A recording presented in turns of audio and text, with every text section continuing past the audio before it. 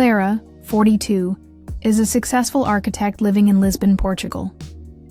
Married for 15 years to Miguel, a 48-year-old naval engineer, she lives a comfortable but monotonous life in an apartment overlooking the Tagus River.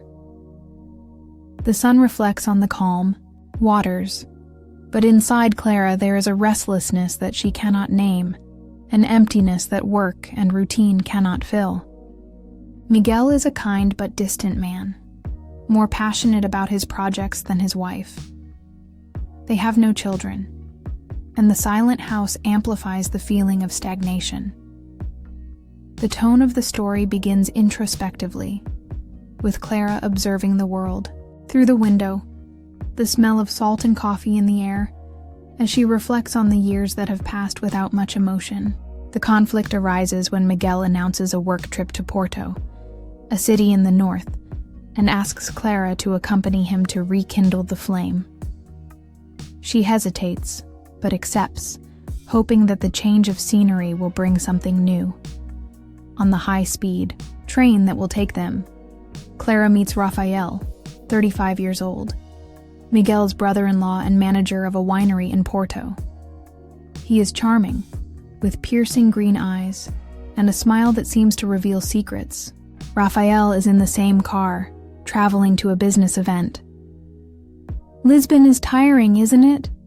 Porto has more life," says Rafael, offering a glass of red wine as the train cuts through the golden fields.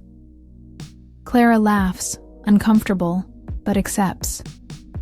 Miguel, sitting a few meters away, reads reports, oblivious to the conversation. Tension arises there. Rafael's look is a silent invitation, and Clara feels a warmth she hasn't felt in years.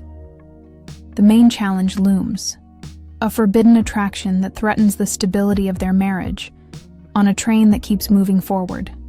I would like to take a brief break to ask for your like and subscription to the channel. You are helping us a lot with this simple gesture. And I would like to know which city you watch us from. The train from Lisbon to Porto winds, through green hills and picturesque villages. But inside the carriage, the air is heavy for Clara. The central conflict deepens. She tries to ignore Rafael's looks, but his every word, casual but loaded with intention, pulls her like a chain. He talks about wine, about the freedom to taste the forbidden, and Clara feels the weight of the ring on her finger. Miguel, absorbed in his papers, barely notices his wife, murmuring only, "Is everything okay?" without looking up. His indifference contrasts with Rafael's attention, creating an emotional abyss. Obstacles come in the form of small incidents. The train shakes on a curve, and Clara, unbalanced, rests her hand on Rafael's shoulder. He smiles, holding her for a moment longer than necessary. "Careful. The path is treacherous," he says, his voice low, almost a whisper. She walks away, her heart racing, but the cramped space of the carriage keeps them close. An elderly passenger, Dona Inez, observes everything with a curious look, commenting in a playful tone, "Trains always reveal what we hide." Clara forces a smile, but the phrase echoes like a warning. Rafael becomes more present, telling stories about his travels, laughing in a relaxed way. He is the opposite of Miguel, spontaneous, vibrant, and this disarms her. While the train stops briefly in Coimbra, Miguel gets off to buy water, leaving Clara and Rafael alone. "Have you ever thought about escaping your routine?" he asks, leaning in. She hesitates, the woody, grapey scent of his perfume invading her senses. "I'm not one to run away," he replies, but his voice trembles. When Miguel returns, the silence between the three is palpable. The conflict grows. Clara is torn between loyalty to her husband and the temptation of something new. while the train moves forward, indifferent to her torment. The train crosses the bridge over the Douro River, and the lights of Porto begin to twinkle in the distance. But inside the carriage, Clara's world turns upside down. The landmark event happens when the train stops unexpectedly due to a technical problem. The passengers grumble, the heat rises, and the tension between Clara and Rafael reaches a peak. Miguel, frustrated, decides to go to the dining car to look for information, leaving them alone again. The light flickers, the space becomes more intimate, and Rafael approaches, his voice soft. Sometimes life stops the train to give us a chance. Before Clara can respond, he touches her hand, his warm fingers tracing a subtle line on her skin. She steps back, but not far enough. The gesture electrifies her, and her heart pounds against reason. Emotionally, Clara is a whirlwind. Guilt suffocates her. Miguel is just a few steps away, trusting her. But Rafael's touch awakens a desire she thought was dead. She murmurs, "That's wrong." But he retorts, "Wrong is not feeling anything." The train shakes when it starts running. Again, and the two separate, the moment interrupted. When Miguel returns, bringing a bottle of water, he notices the strange silence. "You're pale, Clara. Are you okay?" She nods, but her eyes betray panic. Rafael, disguised, jokes, "It was the train scare, Miguel. We almost became adventurers." The twist introduces a new challenge. Clara realizes that Rafael will not back down easily, and her own resistance is weakened. Dona Inés, the elderly passenger, gives a knowing look and says, "Be careful what you let in, dear." The phrase hits her like a bolt of lightning, suggesting that the danger is not just Rafael, but what she herself is allowing to flourish. The train speeds towards Porto, and Clara knows that the next step could change everything, for good or for ruin. The train approaches Porto. The sky dyed orange by the sunset, but Clara faces an internal battle that the light cannot reach. She moves away from Rafael physically, sitting next to Miguel, but her mind revisits his touch, the heat that made her question everything. Facing adversity, Clara tries to anchor herself in loyalty to her husband. "Have you finished those reports yet?" he asks, forcing small talk. Miguel smiles, oblivious. "Almost. Porto will be good for us." His response is a reminder of what she stands to lose, but also of the coldness that separates them. The transformation arc begins when Clara reflects on her life. Alone in the train bathroom, staring into the fogged-up mirror, she mutters, "Who am I in all this?" The emptiness she felt in Lisbon does not justify betraying Miguel, but the monotony suffocates her. Rafael, on the other side, represents an escape, seductive, dangerous, and she fears giving in. A moment of comic relief comes when Dona Inés, passing through the corridor, comments loudly, "Handsome men are like wine, good to taste, bad to keep." Clara laughs, but the humor soon gives way to gravity. The difficult decision comes in an exchange of glances with Rafael. He approaches again, offering a winery card. "If you change your mind, find me," he says, his voice a veiled invitation. Clara takes the card, her fingers shaking, but she doesn't respond. When the train stops at São Bento station, she keeps it in her pocket, a symbol of her internal struggle. Miguel pulls her to disembark, excited about the city, while Rafael disappears into the crowd. Clara walks alongside her husband, but carries a new weight. Not adultery, but the awareness of her vulnerability. She grows by recognizing that desire does not define her, but choice does. The smell of roasted chestnuts fills the air, and Clara takes a deep breath, determined to face what lies ahead. Tension reaches a fever pitch at Porto's São Bento station, beneath the historic tiles that shine in the dim nightlight. Clara, Miguel, and Rafael disembark, but the main conflict explodes when the three meet in the crowded lobby. Miguel, carrying the suitcases, suggests dinner at a famous restaurant, but Rafael intervenes. "I know a better place near Ribera. Wine and views of the Douro, perfect for relaxing." Miguel, excited, accepts, without noticing the look that Rafael gives Clara, a silent challenge. She feels the ground shake, not from the train, but from the decision that hangs over her.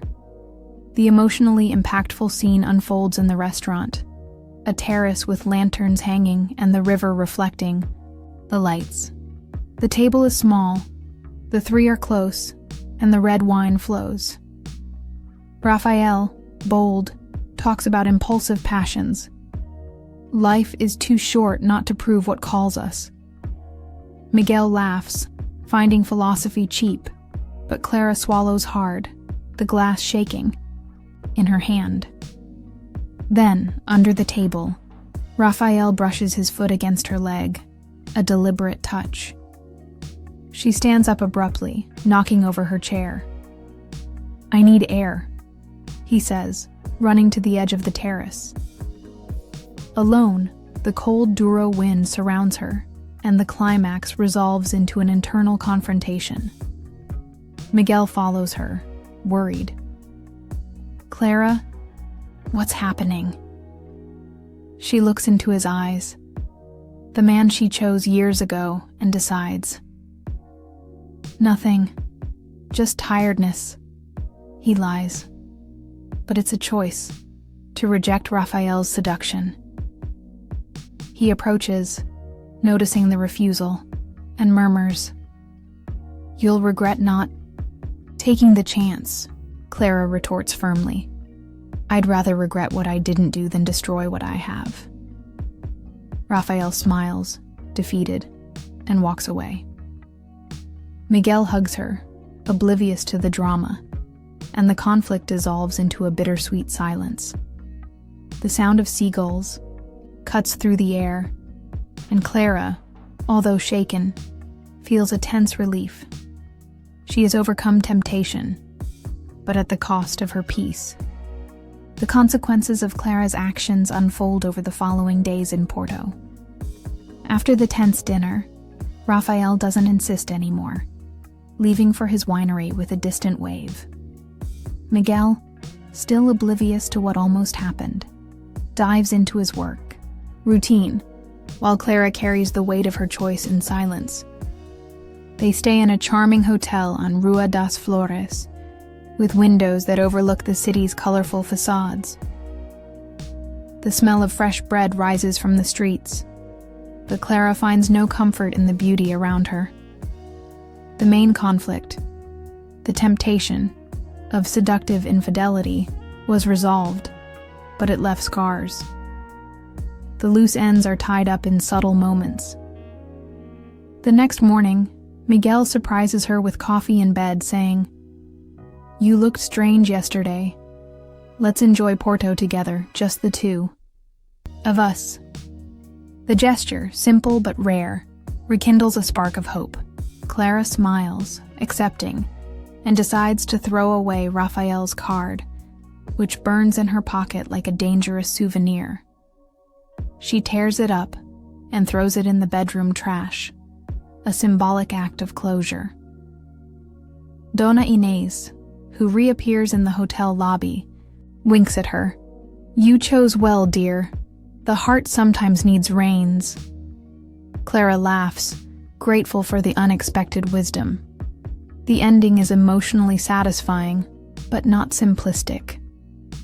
Hand in hand with Miguel, Clara walks along Ribera, the Douro River reflecting the afternoon sun. She reflects silently. "I almost got lost, but I came back. The choice to stay with Miguel does not erase the emptiness she felt before, but it opens a path to repairing it within the marriage. The last scene shows them laughing in a cafe, the sound of an accordion in the background, while Clara decides to fight for her own happiness, not in another, but in what she already has. The wind blows lightly, carrying away the shadows of the train, and she takes a deep breath, at peace with her decision. A fragile but real new beginning. Months later, Clara and Miguel are back in Lisbon, but the apartment overlooking the Tagus no longer seems so quiet. The character's future takes on subtle contours. Miguel, inspired by the trip to Porto, starts leaving work early, bringing flowers or suggesting spontaneous dinners. Clara, in turn, begins a personal project, renovating her home's terrace with plants and lights, a space that reflects her search for renewal. The smell of jasmine now mixes with the salt of the river, and she smiles as she waters the flowers, feeling that she is, little by little, rebuilding something of her own.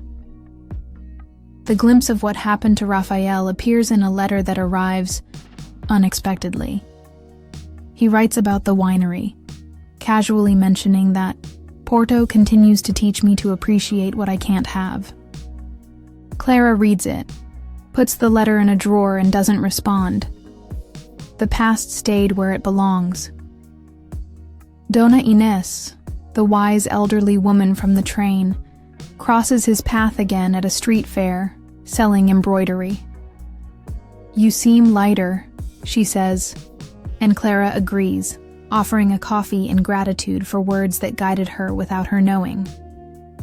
The central lessons, love as choice, sacrifice as strength, redemption through honesty with oneself, echo in the transformed routine. Clara reflects while looking at the Tagus at dusk. "I almost drowned in the current, but I learned to swim." The emptiness that led her to the train hasn't disappeared, but now she faces it with Miguel, not against him. The striking emotional note comes in the last scene. The two dance on the new terrace, under soft lights, laughing at a wrong step. "We should have done this before," says Miguel.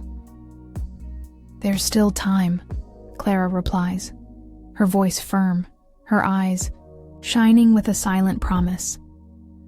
The sound of waves closes the story, a reminder that life goes on, fluid and imperfect, but finally within reach of your hands. Don't forget to like and subscribe to help us.